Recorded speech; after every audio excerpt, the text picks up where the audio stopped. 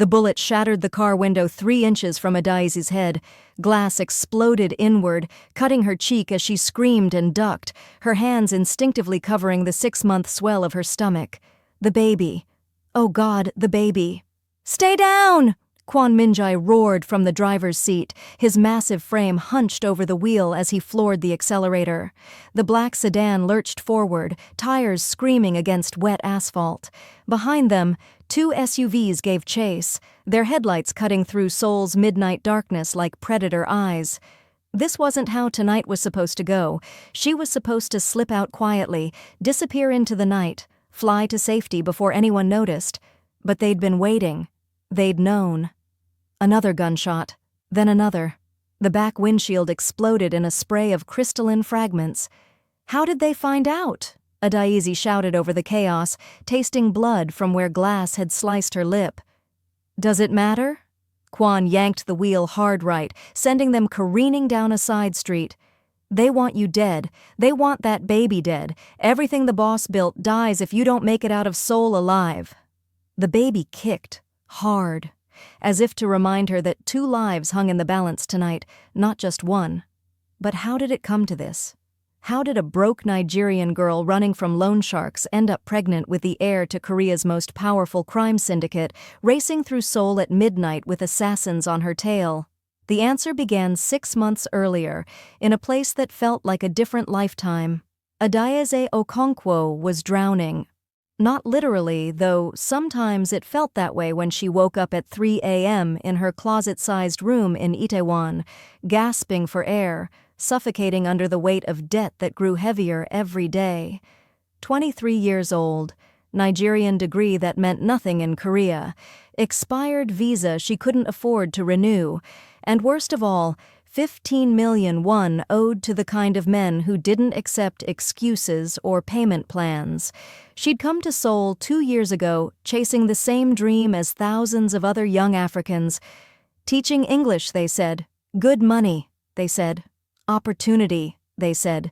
What they didn't say was that her university credentials would be worthless here, that the teaching position would turn out to be brutal restaurant work for half the legal wage, that Seoul's glittering promise would become her prison. Then her mother's diagnosis came. Ovarian cancer, stage 3, aggressive. The hospital in Lagos wouldn't operate without payment up front. 50,000 naira minimum, due immediately. Desperate people make desperate choices. The loan sharks called themselves helpers, Korean men with cold eyes and expensive suits who met her in a noisy cafe in Hongdae and counted out cash like they were doing her a favor. 15 million won at 40% interest. Sign here, pay back weekly. Miss one payment, and well, they had associates in Lagos who could visit her family. She signed. What choice did she have? That was 8 months ago. The surgery saved her mother's life. The debt was killing Adaeze slowly, week by week, payment by impossible payment. She'd tried everything, cleaning offices at night until her hands bled, passing out flyers in Gangnam while teenagers mocked her accent, even modeling for sketchy photographers who promised exposure but delivered nothing except uncomfortable propositions. Nothing paid enough. The interest kept compounding. The threats kept escalating. Then she saw the posting in a Nigerian community group chat. Caregiver needed for elderly Korean man. No experience required. Room and board included. 4 million won per month. 4 million won? That was more than she'd made in 8 months combined. Enough to make real progress on the debt. Enough to send money home. Enough to finally breathe. She replied within seconds. The interview was scheduled for the next day at an address in Hanam-dong, where Korea's ultra-wealthy lived behind high walls and private security. Adaeze arrived 30 minutes early, her best dress pressed until it looked almost expensive, her hair braided immaculately. The compound took her breath away. Traditional Korean architecture melded with modern luxury, surrounded by walls that looked more suited to a military installation than a home. Security cameras everywhere, guards at every gate, men in dark suits with earpieces patrolling the perimeter. This wasn't just wealth, this was power, the kind of power that made rules irrelevant. A severe woman in her 50s answered the door. Ice ran through her veins instead of blood. Adaeze could tell immediately. "You speak Korean?" The woman's English was flawless but sharp as broken glass. "Yes, ma'am, not perfectly, but I understand most things and can communicate well." "Your job is simple." The woman, who introduced herself as Madame Han Soo-jin, looked at Adaeze like she was examining a piece of furniture. "My husband is dying. Cancer. Maybe 4 months left, maybe less. You will care for him, feed him, bathe him, administer his medications on schedule, keep him comfortable as he dies." Adaeze's stomach twisted, but she kept her expression neutral. "I understand, ma'am." "Do you?" Han Soo-jin stepped closer, her voice dropping to something dangerous. "Because if anything happens to him under your watch, if he falls, if he chokes, if his condition suddenly worsens while you're alone with him, the consequences will be severe, very severe. Do you understand what I'm telling you?" It wasn't a question. It was a threat. Every instinct screamed at Adaeze to run, but 15 million won of debt screamed louder, her mother's medical bills, her brother's school fees, the loan shark's promises to visit Lagos. "I understand completely, ma'am. You start tomorrow. Kwon Min-jae will show you to your quarters." A man materialized from the shadows, 6 feet 3 inches of solid muscle, scars crisscrossing his knuckles, a face that had seen too many fights and won most of them. His eyes assessed her with the cold efficiency of someone trained to identify threats. "Follow me," he said in rough English. As they walked through the compound, Adaeze noticed everything. The reinforced doors, the guards stationed at intervals, the way every window had bars, ostensibly decorative but clearly functional. The security room she glimpsed through an open door, filled with monitors showing every angle of the property. This wasn't a home. This was a fortress. "Stay out of trouble," Kwon Min-jae said, as he showed her to a small room near the servants' quarters. "Do your job. Don't ask questions. Don't involve yourself in family business. You'll survive." "What happens if I do involve myself?" The question slipped out before she could stop it. He looked at her for a long moment. "You seem like a smart girl. Figure it out." Then he left, and Adaeze was alone in her new reality. That night she couldn't sleep. She lay on the narrow bed, staring at the ceiling, wondering what kind of man required this level of security. What kind of family operated like a military compound? What exactly she'd just walked into. She met Lee Joon-ho the next morning.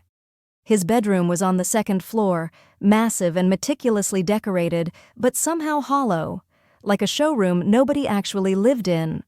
He sat in a wheelchair by the floor-to-ceiling windows, morning sunlight cutting across his gaunt frame. He'd been handsome once. You could still see it in the strong line of his jaw, the set of his shoulders, the carefully maintained hair and beard. But illness had carved him into something fragile. His skin had a grayish tint. His hands trembled in his lap. The man in that wheelchair looked nothing like someone who'd need armed guards and fortress walls. "Good morning, sir." Adaeze bowed deeply, the way she'd practiced. He turned slowly. His eyes hit her like a physical force. Sharp, intelligent, calculating. Nothing about those eyes was dying. "Who are you?"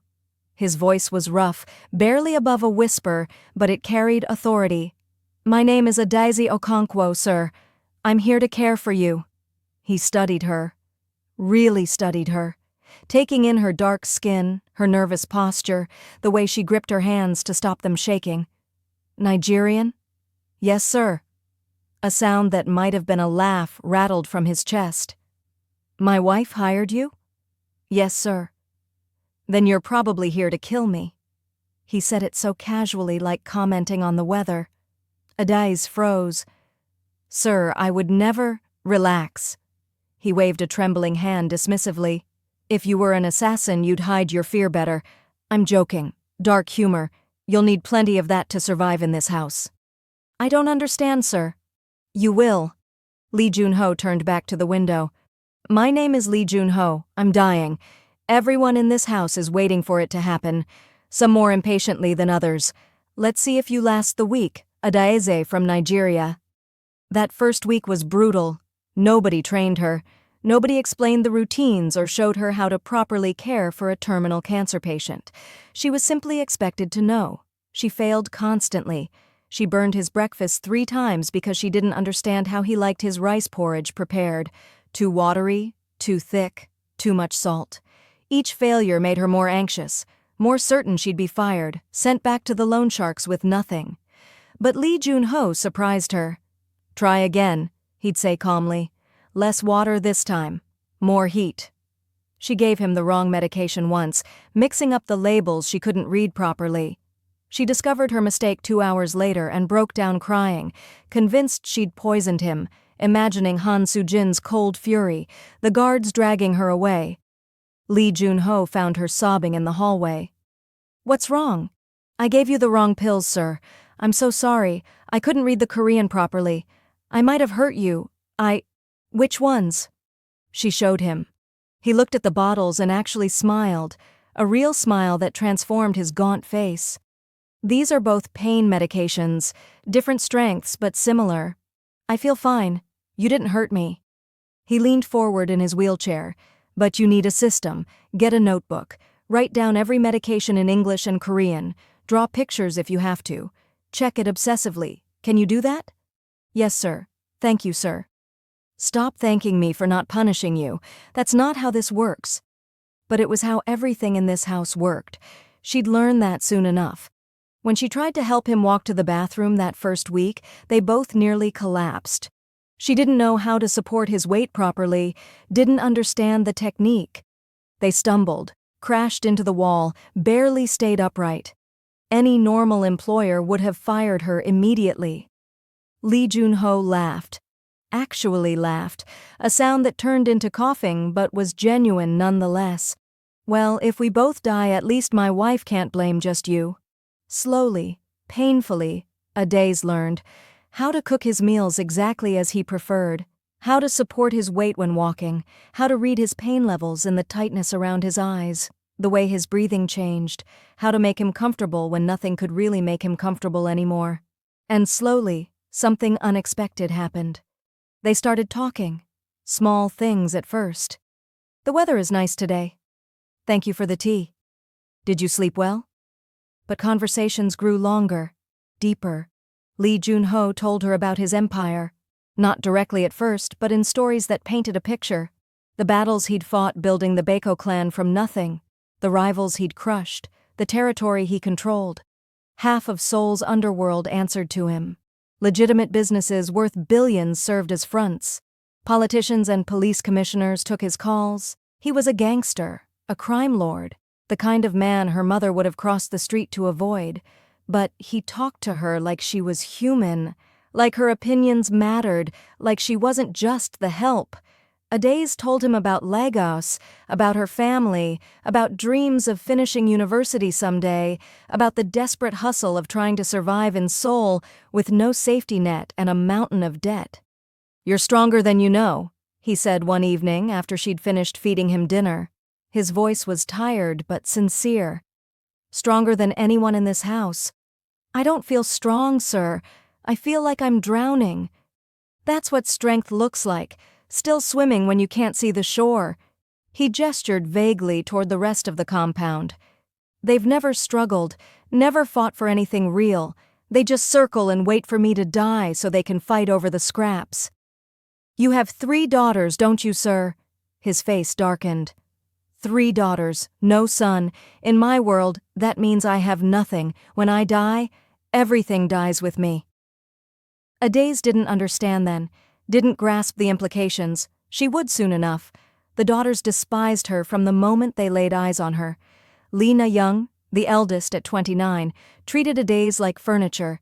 She'd snap her fingers and point. "Close those curtains. Bring me water. The temperature is wrong." Never please. Never thank you. Just commands delivered to something beneath consideration. Her boyfriend, Choi Sung-min, was worse. Ambitious and hungry, the type who'd claw his way over anyone to reach the top. He'd visit the compound often, whispering with Na Young in corners, shooting Adaeze looks filled with contempt. She overheard them one afternoon while cleaning the hallway. When does the old man finally die? Choi Sung-min hissed. We've been positioning for 3 years. The doctors say 4 months maximum. Na Young's voice was ice. Once he's gone, we move fast. The clan will be ours. What about your mother? Your sisters? They'll cooperate or they won't. Either way, we'll control everything. Adaeze pressed herself against the wall, barely breathing, praying they wouldn't notice her. They didn't. Lee Hye-jin and Lee Min-seo, the younger daughters at 26 and 20 respectively, weren't any better. They spent their time shopping, posting on social media, discussing all the things they'd buy once their inheritance came through, like their father's death was just an inconvenience, a delay in their shopping sprees. Han Soo-jin barely acknowledged Adaeze's existence. She'd glide past her like she was invisible, only speaking to give cold instructions or point out mistakes. But Lee Joon-ho noticed everything. One night, after Adaeze had spent the day running errands for Na Young and cleaning up after Min-seo's tantrums, he called her into his room. Sit. He patted the chair beside his bed. She sat, exhausted, her body aching. They're cruel to you. It wasn't a question. It's okay, sir. I need this job. It's not okay. His jaw tightened, a flash of the powerful man he used to be. You're the only person in this house who treats me like I'm human. Everyone else is just waiting for the funeral so they can start fighting over my corpse. Tears pricked Adaeze's eyes. She blinked them back hard. Lee Joon-ho reached out slowly, his trembling hand covering hers. The touch was gentle, almost paternal. I'm going to protect you, Adaeze, no matter what happens. I promise you that. She wanted to believe him. But how could a dying man protect anyone from the wolves circling his deathbed? 2 months passed in a strange rhythm. Wake at 5, prepare breakfast, help him bathe and dress, administer morning medications, spend the day keeping him comfortable, listening to his stories about the violent world he'd built, endure whatever abuse the daughters threw her way, collapse into bed near midnight, too exhausted to dream. The money helped. She was sending funds home regularly now. Her mother's treatment continued successfully. Her brothers stayed in school. The loan sharks received their payments. The threats temporarily quieted. She was surviving. Barely, but surviving. But something was shifting. Lee Joon-ho looked at her differently now. Not with cold assessment, but with something deeper. Something that made her heart race in ways she didn't want to examine. He asked increasingly personal questions. Do you have a boyfriend in Nigeria? What do you want from life? Are you happy here? She answered honestly because lying felt wrong. No boyfriend. She wanted to finish university, help her family, maybe start a small business someday. Happy? She didn't know what that word meant anymore. One evening, after she'd given him his medications, he held her hand longer than necessary. Adaeze, I need to tell you something important. The tone in his voice made her stomach drop. Yes, sir? I'm running out of time. The cancer is progressing faster than expected. I have maybe 3 months left. 8 weeks if I'm unlucky. Sir, I'm so sorry. I don't want your pity. His grip tightened with surprising strength. I want your help. She pulled back slightly, confused. I'm already helping you, sir. That's my job. Not with that. He looked directly into her eyes, and she saw something there that terrified her. Desperation. I need a son. The room tilted. The air left her lungs. Sir, I don't understand what you're... Yes, you do. His voice was quiet but absolutely firm. I need a male heir. Someone to carry my blood, my name, my legacy. In the Baekho Clan, only a son can inherit. It's tradition. It's law. Without one, everything I built collapses the moment I die. Adaeze stood up so fast the chair scraped loudly against the floor. You can't be serious. I'm completely serious. He didn't break eye contact. I've thought about this for weeks. You're the only person I trust, the only person who sees me as human instead of a bank account. Your wife? My wife and I haven't touched each other in over a decade. This marriage was always business. Nothing more. Bitterness crept into his voice. And she's past childbearing age anyway. Then find someone else. There are thousands of women. Who would betray me immediately? Who would tell my wife, my daughters, my enemies? Who would use that child as leverage against me? He shook his head. I need someone loyal. Someone who understands what loyalty means. Someone I can trust completely. I'm not, her voice cracked. I'm not asking you to love me, Adaeze. I'm not even asking you to stay permanently. I'm asking you to give me one thing before I die, one chance at legacy, one son to carry forward what I've built. And what do I get? The words came out harsher than intended.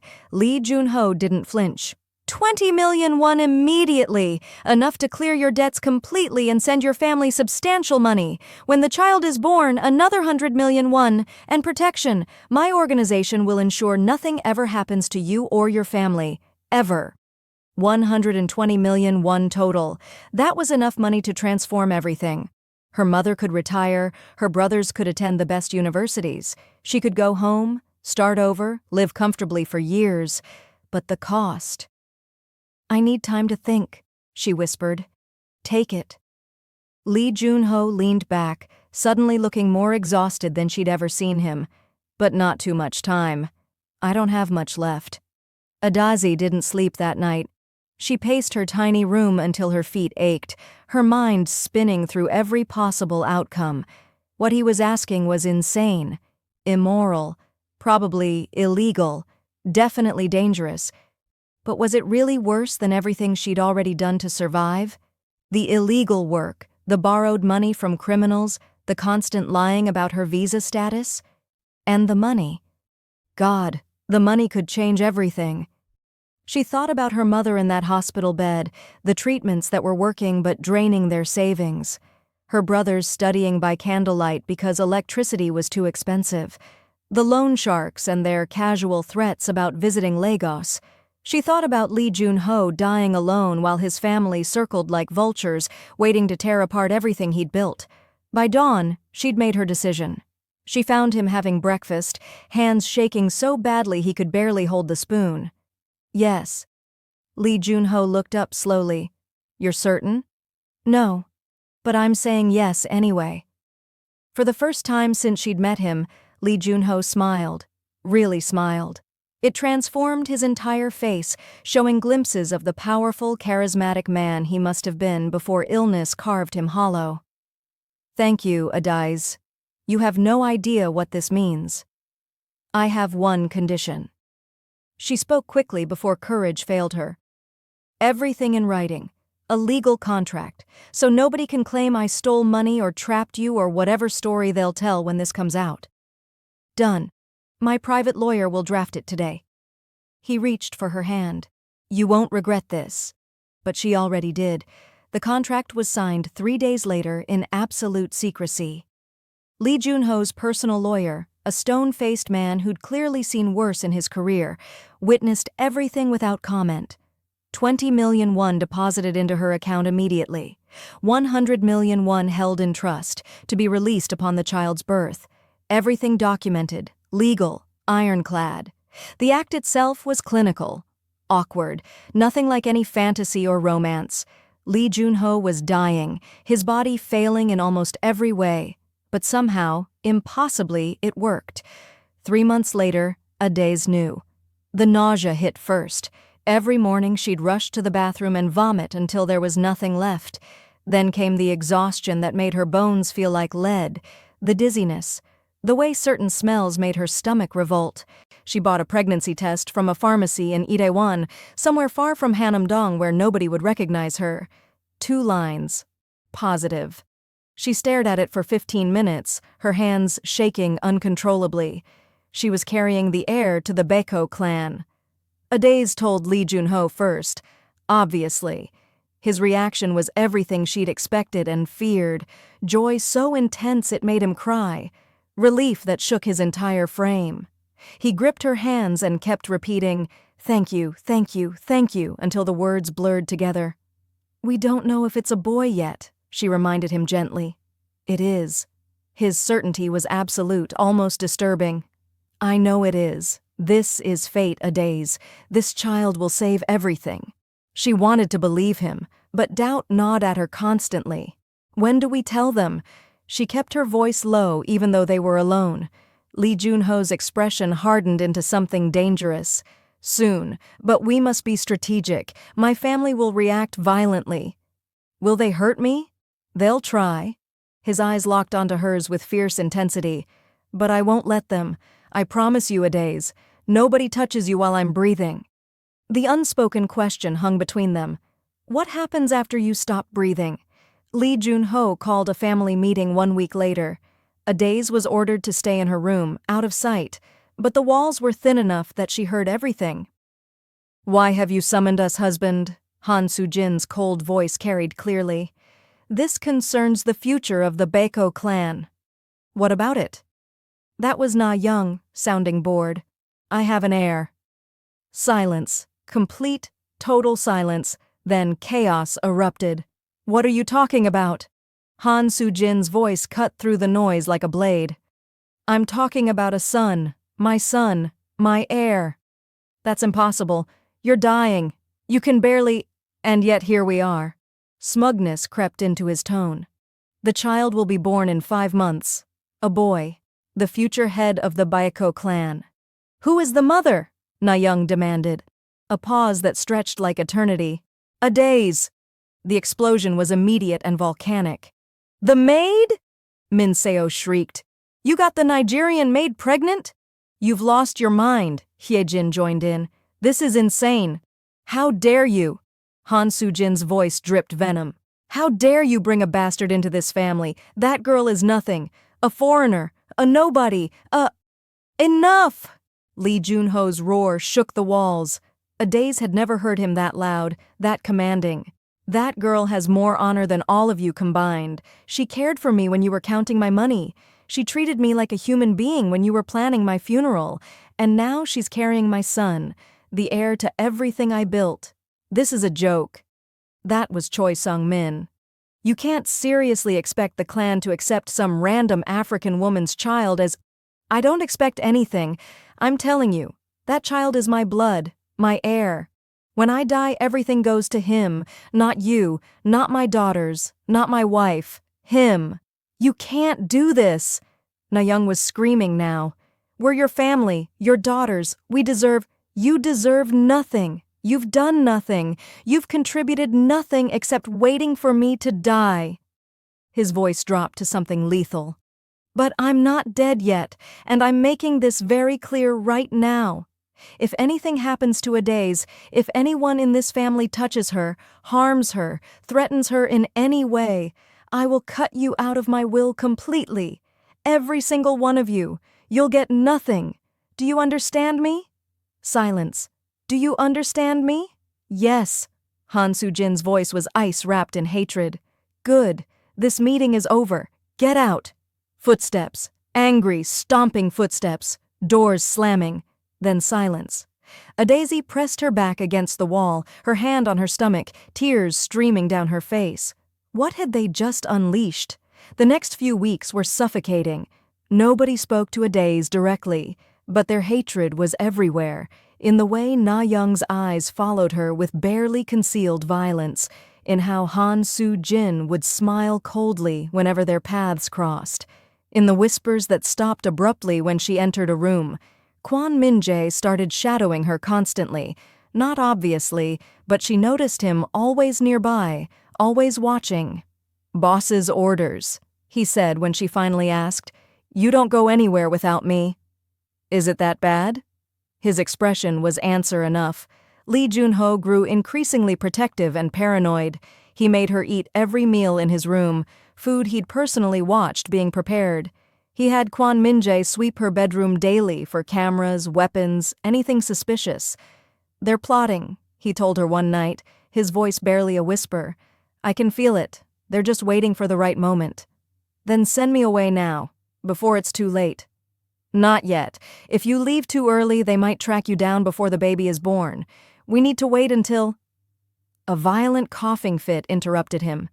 Blood speckled the handkerchief he pressed to his mouth. His time was running out. The threats started subtle. A note left on her pillow. Leave while you still can.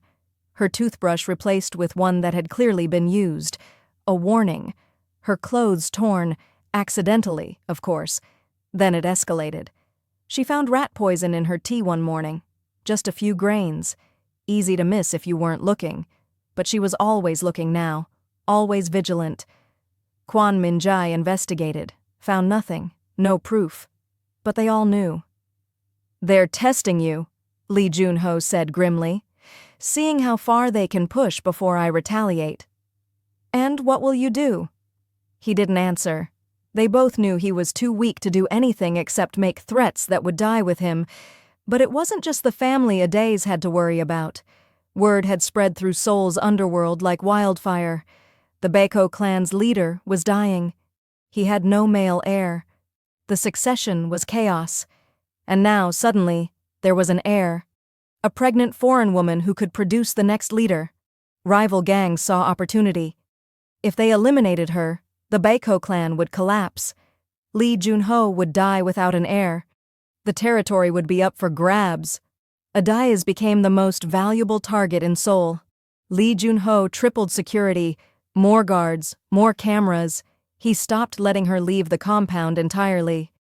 "It's not safe," he said. "The Samjung clan knows about you. The dragons are asking questions. Even the Yakuza have taken interest. I'm trapped here.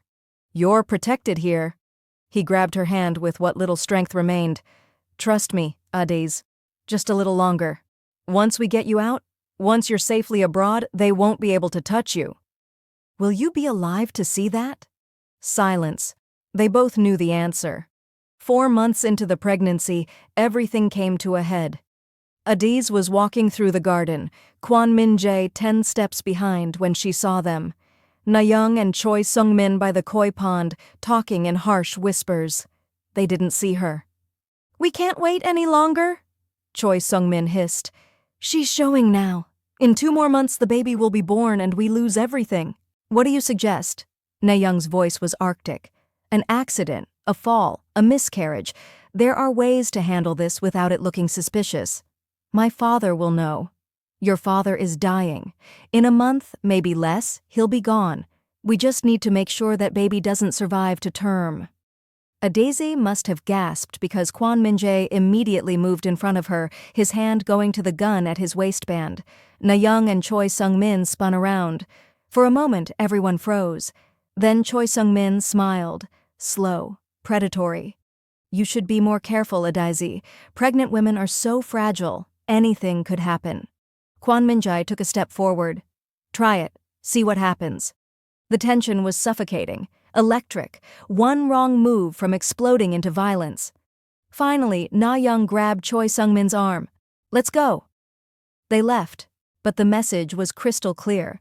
Adaeze wasn't safe here anymore. Lee Joon-ho made the decision that night. "You're leaving tomorrow, immediately."